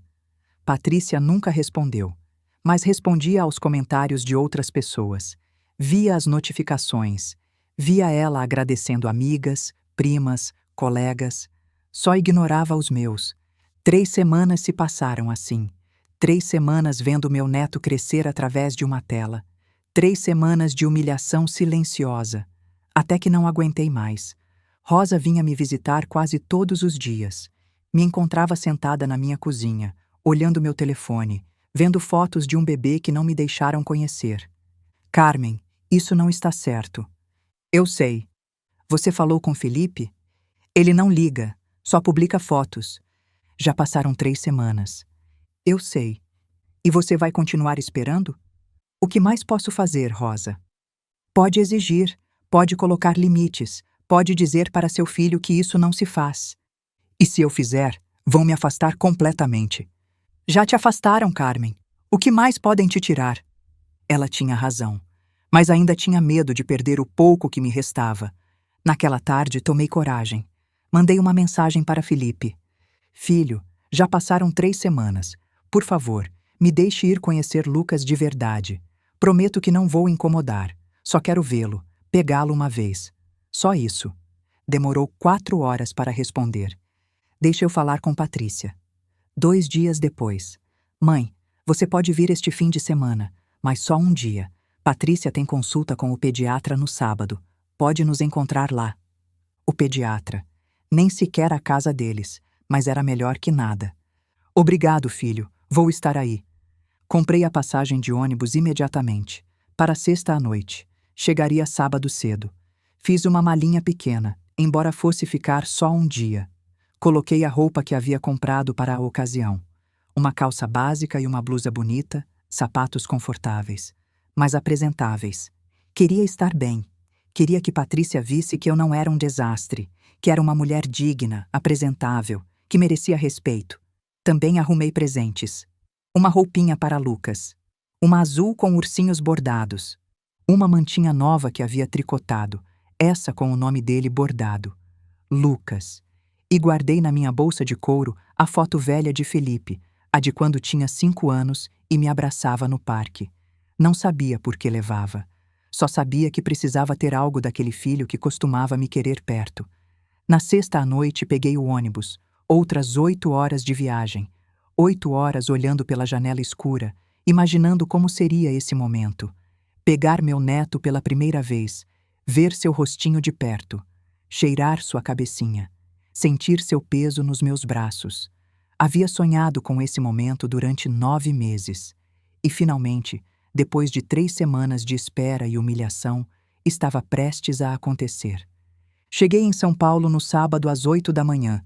Fui direto a um banheiro público me arrumar. Troquei de roupa, penteei o cabelo, passei perfume, Me maquiei e ia embora. Minhas mãos tremessem. Felipe me havia dito para encontrá-los no Hospital São José, o mesmo hospital onde tudo havia começado. Patrícia tinha consulta de acompanhamento com o pediatra. Às 9 peguei um táxi. O trânsito estava terrível, mas finalmente cheguei às 9h15. Quando entrei na sala de espera, lá estavam eles, Patrícia com Lucas nos braços, Felipe ao lado, mexendo no celular. Filho. Ele levantou o olhar surpreso, mas sem brilho. Mãe, chegou. Nem abraço, só um aceno de cabeça. Me aproximei de Patrícia. Ela passou os olhos pela minha roupa, pelos meus sapatos, pelo meu cabelo e sorriu aquele sorriso educado que não chega nos olhos. Carmen, que bom que veio. Obrigada por me deixar vir, respondi, menor do que gostaria de parecer. Baixei o olhar para o embrulho no colo dela. Lucas, meu neto. Ele é lindo, sussurrei. Obrigada. Posso pegá-lo um pouquinho? Patrícia o apertou um pouco mais contra o peito. Agora não, ele está dormindo. Se mexer muito, acorda e chora. Sem problema. Eu espero. Sentei ao lado. O tempo ali parecia mais pesado que as horas no ônibus. Tentei puxar conversa, perguntar da recuperação, das mamadas, do sono, mas as respostas dela eram curtas, secas, como se estivesse falando com uma desconhecida no ponto de ônibus. Chamaram o nome do bebê. Patrícia entrou com Lucas no consultório. Felipe foi atrás carregando a bolsa. Eu fiquei do lado de fora. De novo do lado de fora. Esperei uns 40 minutos olhando para a porta fechada, ouvindo outras mães e avós comentarem sobre seus bebês, enquanto eu não tinha nem cheiro do meu. Quando saíram, Patrícia falava com o médico sobre a próxima consulta. Felipe conferia alguma coisa no celular. Me aproximei. Deu tudo certo? Sim, Lucas está ótimo, crescendo bem, respondeu Felipe. Que bom. Respirei fundo. Filho, a gente podia ir para sua casa depois, né? Queria ver onde vocês moram, ficar um pouco com vocês. Ele e Patrícia trocaram aquele olhar rápido que diz mais que qualquer frase. A verdade, mãe, começou Felipe, mas quem terminou foi Patrícia. Hoje não é um bom dia. Minha família vem de tarde, a casa vai ficar cheia. Vai ser muito cansativo para mim e desconfortável para você também. Desconfortável para mim, como se fosse cuidado, não rejeição. Esperei que Felipe dissesse, é minha mãe, ela vai sim. Não disse, só colocou a mão no meu ombro. Mãe, por favor, não complique as coisas. Aquelas palavras de novo. Não complique as coisas. Tudo bem, respondi, sentindo algo dentro de mim ceder. Eu entendo. Ele sorriu aliviado. Obrigado, mãe. Sabia que você ia entender. Fomos a uma lanchonete perto do hospital. Pedimos sanduíches que eu mal toquei. A conversa foi vazia, cheia de pausas. Patrícia amamentou Lucas ali mesmo, coberta por um pano. Eu desviava o olhar para não parecer invasiva, embora meu maior desejo fosse apenas ver o rosto do meu neto com calma. Quando terminaram de comer, Felipe olhou o relógio. Mãe, já está na hora. Melhor a gente te deixar na rodoviária, assim você não chega muito tarde em Belo Horizonte. Somei em silêncio. Horas de ônibus, 2 horas de convivência vigiada, nenhum minuto sozinha com meu neto. Assenti. Na porta da rodoviária, o táxi ainda ligado, Patrícia finalmente me passou Lucas. Segura um pouquinho então. Mais rápido. Ele cansou muito hoje. 5 minutos. Só isso. Recebi Lucas nos braços como quem recebe um milagre. Era leve e pesado ao mesmo tempo. Cheirava a leite e futuro. Passei a ponta do dedo na mãozinha dele e os dedinhos se fecharam instintivamente ao redor do meu. Beijei sua testa devagar. Oi, meu amor, sussurrei. Sou sua avó Carmen. Desculpa não ter estado aqui quando você chegou, mas eu te amo tanto. Antes que eu pudesse falar mais qualquer coisa, Patrícia estendeu os braços de novo. Já chegamos, devolvi. Felipe tirou minha mala do porta-malas. Obrigado por vir, mãe. Claro, filho! Me deu um abraço rápido. Te ligo em breve. Quando puder, respondi, já sabendo o que isso queria dizer. O táxi foi embora. Fiquei parada, com a mala ao lado, sentindo que tinha deixado um pedaço de mim ir embora dentro daquele carro. Entrei na rodoviária, comprei uma água que nem bebi e me sentei num banco de plástico para esperar o ônibus. Peguei o celular por reflexo, abri o Facebook. Patrícia já tinha postado uma foto. Era da mesma lanchonete onde tínhamos acabado de estar. Ela e Felipe sorrindo para a câmera, Lucas deitado entre os dois, dormindo. A legenda dizia: "Manhã perfeita com meus amores." Eu não aparecia em lugar nenhum da foto, nem no reflexo do vidro, nem na legenda. Era como se eu nunca tivesse estado ali, como se minha viagem, meu esforço, meu amor, fossem invisíveis. E foi nesse momento, sentada naquela rodoviária barulhenta e cheia de gente, quando finalmente entendi. Não me queriam nas suas vidas. Patrícia nunca ia me aceitar, e Felipe havia escolhido. Me havia escolhido fora. O ônibus chegou. Subi, procurei meu assento, me sentei junto à janela. Durante toda a viagem de volta não chorei. Não olhei pela janela. Só tirei aquela foto velha de Felipe, a de quando tinha 5 anos, e me abraçava no parque. Olhei durante horas e tentei lembrar quando tudo havia mudado, quando aquele menino que me precisava se tornou num homem que me via como um problema, quando seu amor havia sido substituído por obrigação, quando eu deixei de importar. Cheguei em Belo Horizonte de madrugada. O sol apenas começava a sair. Peguei um táxi para minha casa. Quando entrei, tudo estava exatamente como havia deixado, silencioso, vazio. Deixei minha mala no chão. Pendurei minha bolsa de couro na porta. E me sentei na mesa da cozinha. A mesma mesa onde Felipe e eu havíamos compartilhado tantas refeições, tantas conversas, tantos momentos. Fiz um café, embora não tivesse fome. Só precisava fazer algo com as mãos.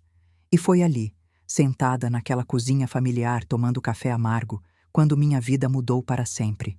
Meu telefone tocou. Número desconhecido. São Paulo. Por um segundo, meu coração pulou. Talvez fosse Felipe. Talvez se arrependeu. Talvez ia se desculpar. Atendi.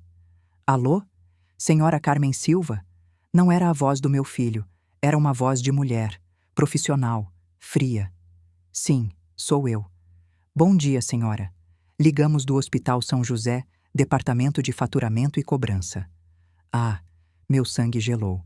Sim, temos uma pendência na conta do parto da senhora Patrícia Santos, sua nora. Fechei os olhos. O plano de saúde cobriu a maior parte dos gastos, mas ficou um saldo pendente de R$ 10.000 por causa de quarto privado, medicamentos especiais e alguns procedimentos adicionais que foram realizados durante o parto. R$ 10.000. Seu filho, o senhor Felipe Silva, nos forneceu seu número como contato de emergência para questões de pagamento. Contato de emergência para questões de pagamento. Não me havia ligado em 3 semanas. Não me havia deixado estar presente quando meu neto nasceu. Me havia dado 2 horas de visita. 5 minutos pegando Lucas. Mas havia dado meu número ao hospital para que eu pagasse suas dívidas. Senhora Silva, está me ouvindo? Meu coração batia devagar. Muito devagar. Pensei em tudo. Nos anos limpando pisos de madrugada para pagar sua universidade. Nas noites sem dormir quando estava doente. No negócio que vendi para que pudesse estudar, em cada sacrifício. Em cada lágrima. Em cada momento em que coloquei seu bem-estar antes do meu. Pensei em como ele me havia tratado. Em como me havia afastado. Em como me havia humilhado uma e outra vez. E pensei nesta última humilhação. Dar meu número ao hospital como se eu fosse um caixa eletrônico. Como se meu único valor fosse financeiro. Senhora, pode fazer o depósito essa semana? Respirei fundo, muito fundo, e senti como algo dentro de mim quebrava finalmente. Não para a dor, para a clareza, para a liberação. Senhora, precisamos de uma resposta. Se não conseguirmos resolver isso logo, teremos que iniciar um processo legal que poderia afetar o histórico de crédito do seu filho. Minha voz saiu tranquila quando falei. Mais tranquila do que me sentia, mais firme, clara, final. Não tenho família aí. Houve um silêncio do outro lado da linha. Perdão? Não tenho família em São Paulo. Deve haver um erro. Eu não tenho nenhum filho chamado Felipe Silva. Mas, senhora, aqui nos nossos registros diz claramente que a senhora é a mãe do paciente Felipe Silva e que há um erro nos seus registros. Senhora, não pode haver um erro. Seu filho pessoalmente nos deu sua informação como contato. Meu filho, interrompi com uma voz que não reconhecia como minha. Está enganado. Eu não tenho nenhum filho chamado Felipe Silva. Não tenho família em São Paulo. Não tenho nenhuma relação com a conta que estão cobrando. Mas, senhora, bom dia. E desliguei. Deixei o telefone sobre a mesa. Minhas mãos tremiam violentamente. Meu coração batia tão forte que sentia nos meus ouvidos. Mas pela primeira vez em anos, senti algo que havia esquecido que existia. Senti poder. Senti controle. Senti que havia recuperado algo de mim mesma. Porque pela primeira vez na minha vida, havia dito não ao meu filho. E o céu não caiu. O mundo não acabou. Eu seguia aqui, respirando, existindo, me escolhendo. Passaram 3 dias antes de Felipe reagir. 3 dias de silêncio absoluto, durante os quais meu telefone não tocou nem uma vez. Eu também não o liguei. Depois daquela ligação do hospital, o deixei sobre a mesa da cozinha. Desligado. Como um lembrete da decisão que havia tomado, Rosa veio me visitar no segundo dia. Falou com Felipe? Não. Vai ligar. Provavelmente quando o hospital disser que não vou pagar. E o que vai fazer quando ele ligar? Não sei, mas sabia. Simplesmente não queria dizer em voz alta ainda. No terceiro dia, liguei meu telefone. 27 chamadas perdidas, todas de Felipe, 15 mensagens de texto, escalando de urgência a desespero a raiva. Primeira mensagem: Mãe, preciso falar com você. É urgente. Me ligue, por favor. Terceira mensagem: Mãe, o hospital diz que você não vai pagar. O que está acontecendo? Me ligue. Sétima mensagem: Mãe, isso é sério. Preciso que me ligue agora. 10ª mensagem: Não posso acreditar que você faça isso. Me ligue. Mensagem final: Patrícia tinha razão sobre você. Sempre foi assim. Egoísta. Egoísta. Li essa palavra uma e outra vez. A mulher que havia trabalhado turno duplo durante anos. A que vendeu o negócio do marido morto para pagar uma universidade. A que limpou pisos cheirando a cloro para que seu filho tivesse um futuro melhor. Egoísta. Também havia 2 recados de voz. Escutei. O primeiro era urgência pura. Mãe, por favor me ligue. O hospital está nos pressionando. Precisamos desse dinheiro. Não entendo por que você disse que não tem família aqui. O que isso significa? Me ligue, por favor. O segundo era diferente, mais frio. Sabe o que, mãe? Não importa. Já vamos dar um jeito de pagar. Mas quero que saiba que isso diz muito sobre você. Depois de tudo o que passamos, depois de tudo, não posso acreditar que você faça isso conosco no momento em que mais precisamos de você. Patrícia tinha razão. Você sempre foi manipuladora. Sempre quis me controlar com seu dinheiro. Pois não funciona mais. Não funciona mais. Guardei o telefone. Não liguei de volta. Durante a semana seguinte, Felipe continuou ligando. Menos frequentemente, mas continuava. Eu não atendi nenhuma ligação. Até que chegou um e-mail. Assunto: Precisamos conversar. Abri. Li devagar. Mãe, não entendo o que está acontecendo. Não entendo por que você não atende minhas ligações. Não entendo por que você disse ao hospital que não tem família aqui. Sabe o que isso nos fez? Patrícia chorou. Chorou porque se sentiu humilhada quando o hospital ligou para cobrar dela diretamente. Acabamos de ter um bebê. Estamos tentando nos adaptar a esta nova vida, e você nos faz isso. Papai sempre dizia que a família se apoia nos momentos difíceis, que se conta com a família. Eu sempre te apoiei quando você precisou. Quando papai morreu, estive lá. Quando você tinha problemas, te escutava. Quando você precisava de algo, te ajudava. Agora que eu preciso de ajuda, é assim que me responde? Não sei o que fizemos para merecer isso. Patrícia só queria um pouco de espaço depois do parto. É normal. Qualquer mulher precisa disso. E você leva isso para o lado pessoal. O hospital está nos ameaçando com processos legais. Pode afetar nosso crédito. Tudo porque você decidiu se fazer de vítima e dizer que não tem família. Espero que reconsidere. Espero que pense em Lucas, em seu neto. Que isso não é sobre você ou sobre mim. É sobre ele. Se não quer nos apoiar, tudo bem. Mas pelo menos tenha a decência de me dizer na cara, em vez de me ignorar. Felipe. Li o e-mail 3 vezes. Cada palavra estava desenhada para me culpar, para me fazer sentir egoísta, má, errada. E funcionou. Por uns minutos funcionou. Pensei, ele tem razão. Está passando por um momento difícil. Acabou de ser pai. Precisa de ajuda. Pensei, talvez fui muito dura. Talvez exagerei. Pensei, deveria ligá-lo, me desculpar, arrumar isso. Mas então reli uma parte. Eu sempre te apoiei quando você precisou. Quando? Quando ele me apoiou. Quando seu pai morreu, eu fui quem o consolou. Eu fui quem segurou esta família. Eu fui quem vendeu o negócio e trabalhou até o cansaço para que ele pudesse continuar estudando. Onde estava o apoio dele nos últimos 2 anos? Quando me sentia sozinha. Quando sentia falta dele. Quando só precisava escutar sua voz. Onde estava quando me afastaram do nascimento do meu neto? Onde estava quando me deram 2 horas de visita depois de 8 horas de viagem? Onde estava quando Patrícia me tratou como uma estranha? Não houve apoio, só desculpas. E agora, quando finalmente coloquei um limite, eu era a má. Respondi o e-mail. Escrevi e apaguei a mensagem 100 vezes. Queria gritar, explicar, fazer ele ver quanto dano me havia feito. Mas no final escrevi isso. Felipe, você tem razão numa coisa.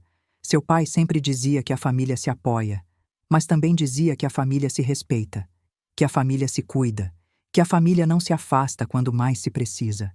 Durante meses te pedi para estar perto, te pedi para conhecer meu neto, te pedi para ser parte da sua vida.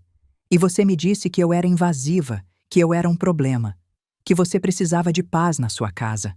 Viajei 8 horas para conhecer Lucas. Você me deu 2 horas, me deixou pegá-lo 5 minutos e depois me mandou embora como se eu fosse um incômodo. Nunca me ligou para me incluir em nada.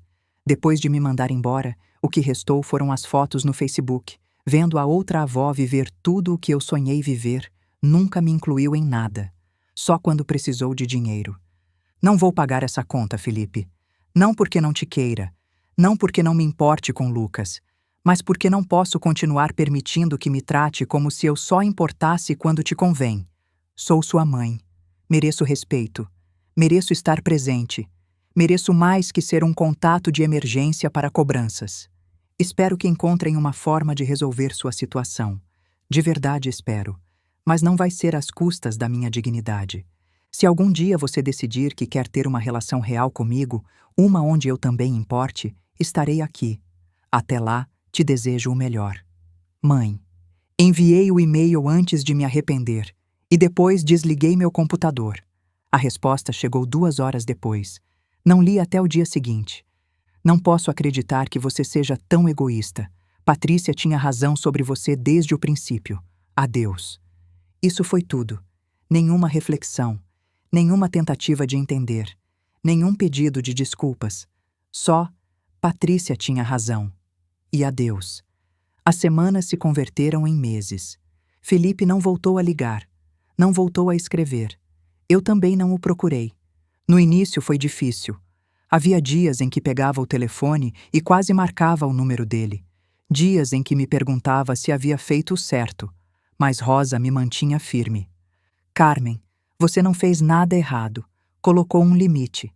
Isso não te faz mamãe. Te faz uma mulher com dignidade. Mas é meu filho. E você é a mãe dele. Uma mãe que merece respeito. Pouco a pouco aprendi a viver com o silêncio. Parei de revisar o Facebook. Parei de procurar atualizações sobre Lucas. Parei de me torturar vendo uma vida da qual me haviam excluído. Me concentrei em mim. Retomei atividades que havia abandonado. As aulas de tricô, as caminhadas matutinas, as tardes com Rosa. Comecei a ler de novo livros que me agradavam, histórias que me faziam esquecer por umas horas. E lentamente, muito lentamente, comecei a sentir algo parecido com paz. Não era felicidade, não ainda, mas era paz. E era suficiente. 6 meses depois da última vez que falei com Felipe, Rosa me fez uma pergunta. Você se arrepende? Pensei nisso. Realmente pensei. Não, disse finalmente. Não me arrependo. Por que não? Porque pela primeira vez na minha vida me escolhi. E isso vale mais que qualquer relação onde tenha que mendigar amor. Rosa sorriu. Aí está minha Carmen. Mas a vida tem formas estranhas de te surpreender. Justo quando começava a sentir que podia respirar de novo, que podia viver sem esse peso constante no peito, meu telefone tocou. Era um número desconhecido. São Paulo. Dessa vez não hesitei em atender. Já não tinha medo. Alô? Senhora Carmen Silva? Sim. Boa tarde. Fala Fernanda Ruiz. Sou assistente social do Hospital Geral de São Paulo. Hospital Geral, não São José. Sim? Não se alarme, senhora. Sua nora, Patrícia Santos, foi internada de emergência há 2 dias. Teve uma crise nervosa severa. Está estável agora, mas precisamos entrar em contato com algum familiar próximo que possa cuidar do bebê temporariamente. O mundo parou. O bebê? Sim. Lucas tem 1 ano e meio. Seu filho está com ela no hospital, mas não pode cuidar da criança e estar presente para a esposa ao mesmo tempo. Ele nos deu seu contato como segunda opção familiar. Segunda opção, nem sequer a primeira. Meu filho está aí? Sim, senhora. Quer que eu o comunique? Não. A palavra saiu automática. Entendo, senhora. Precisamos urgentemente que alguém pegue a criança. Ele está numa creche provisória do órgão de proteção à criança, mas só podem tê-lo até amanhã de manhã. Depois teríamos que contatar outras instâncias. Fechei os olhos. 1 ano e meio sem falar com Felipe. 1 ano e meio sem ver meu neto. 1 ano e meio construindo minha paz. E agora isto. Senhora Silva? O que aconteceu com Patrícia? Segundo o relatório, foi um colapso por estresse acumulado, ansiedade severa, depressão pós-parto não tratada. Ela precisa de repouso e tratamento psiquiátrico. E meu filho está com ela? Sim, mas a situação é complicada. Aparentemente ele perdeu o emprego há uns meses. Tiveram dificuldades financeiras. Estão morando com os sogros, mas a situação está tensa. Tudo estava desmoronando para eles, e eu era a última opção. Senhora, preciso de uma resposta. Pode vir buscar a criança? Pensei em Lucas, uma criança de 1 ano e meio que não tinha culpa de nada, que não havia pedido para nascer no meio desse caos. Pensei em Felipe, em como me havia tratado, em como me havia afastado, em como só me procurava quando precisava de algo. Pensei em mim, no ano que me custou me recuperar, na paz que finalmente havia encontrado, e tomei uma decisão. Vou para aí. Porque era meu neto, e dessa vez ia nos meus próprios termos. Peguei o ônibus naquela mesma noite. 8 horas mais de viagem, mas dessa vez era diferente. Não ia rogando, ia porque precisavam de mim. Cheguei ao Hospital Geral de madrugada. Felipe estava na sala de espera. Parecia destruído, magro, com olheiras profundas, a roupa amarrotada. Quando me viu, desmoronou. Mãe, me abraçou e chorou como uma criança. Não disse nada, só o segurei. Sinto muito, sinto tanto. Você tinha razão em tudo. Onde está Lucas? Na creche, a 2 quadras daqui. Vamos. No caminho me contou tudo. Como perdeu o trabalho há 6 meses. Como voltaram a morar com os pais de Patrícia. Como Patrícia caiu em depressão. Como tudo foi pro inferno. Tratei você mal, mãe. Te afastei, te fiz sentir invisível. E agora entendo tudo. Chegamos à creche. Lucas estava brincando com um carrinho. Quando me viu, me olhou curioso. Olá, Lucas. Sou sua avó Carmen. Me aproximei devagar. Ele me deu um abraço pequeno, tímido, e algo dentro de mim sarou um pouco. Os meses seguintes cuidei de Lucas enquanto Patrícia se recuperava e Felipe trabalhava no que conseguiu arranjar. Morava no apartamento pequeno deles. Cozinhava, limpava, criava meu neto.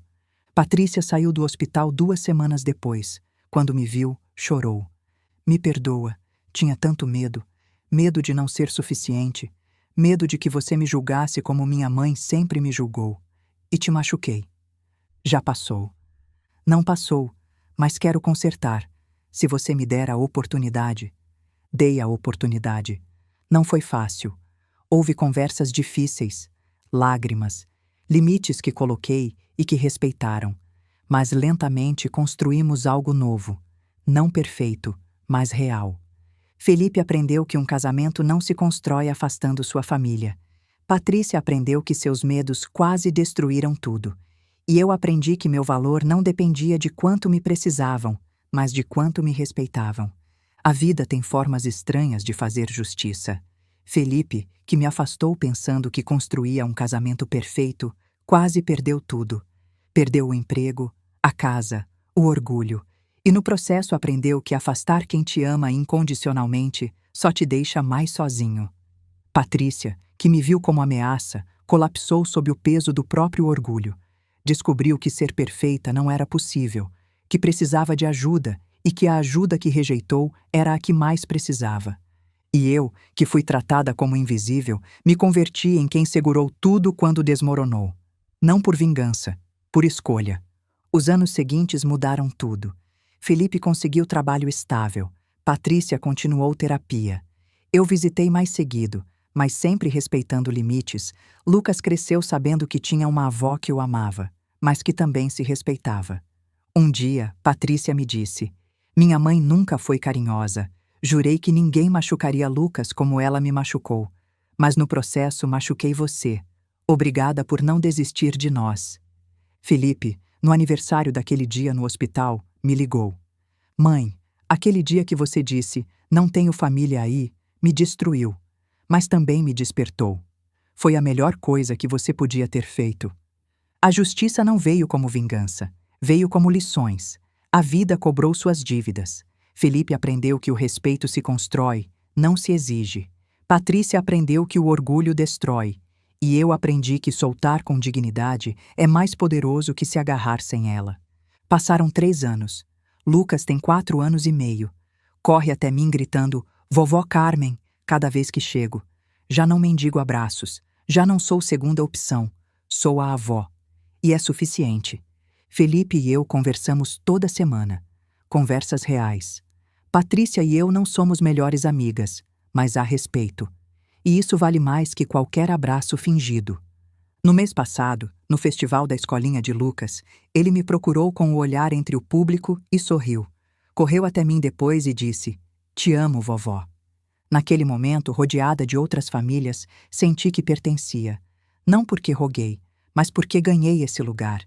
Hoje de manhã olhei minha bolsa de couro. Tirei a foto velha de Felipe e uma recente. Nós 4 no parque, sorrindo. Ambas contam minha história. A de uma mulher que deu tudo, foi machucada, aprendeu a soltar e finalmente encontrou seu lugar. Se você está escutando isso, quero que saiba: está tudo bem colocar limites. Está tudo bem dizer não. Está tudo bem se afastar de quem não te valoriza, mesmo que seja família. Porque amar não significa aguentar tudo. Também significa se respeitar. Durante anos pensei que ser boa mãe era estar sempre disponível. Mas aprendi que também é ensinar com o exemplo que ninguém, nem seu próprio filho, tem direito de te tratar como se você não importasse. Alguns finais não são felizes, são apenas justos. Hoje, aos 63 anos, sou feliz. Não porque tudo seja perfeito, mas porque minha felicidade não depende de mais ninguém. Tenho meu neto, tenho meu filho, tenho uma relação honesta, mas acima de tudo, tenho a mim mesma. E isso é o mais valioso. Obrigada por me escutar até o final. Se essa história tocou seu coração, saiba que você não está sozinho. Cada dia é uma mulher, uma lição de vida. Compartilhe essa história com alguém que você ama. Às vezes, uma história assim pode mudar todo um dia. Que Deus te abençoe.